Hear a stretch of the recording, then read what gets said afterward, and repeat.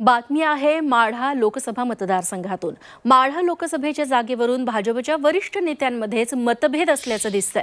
माढा लोकसभेची जागा भाजपसाठी कठीण असल्याची कबुली भाजप नेते चंद्रकांत पाटील यांनी दिली आहे। सोलापूरची जागा इतकी कठीण नाही, माढ्याची जागा कठीण नव्हती, ती कठीण केली गेली असं विधान सोलापूरचे पालकमंत्री असलेल्या चंद्रकांत पाटलांनी केलं। तर दुसरीकडे माढ्याची जागा जिंकणं अवघड नसल्याचं मत उपमुख्यमंत्री देवेंद्र फडणवीसांनी बोलून दाखवलंय।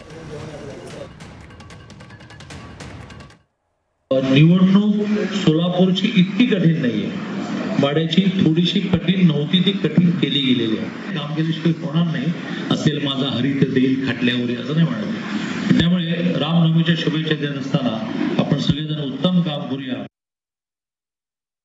नाही नाही, बिलकुल काही माढ्याची लढाई अवघड वगैरे नाही।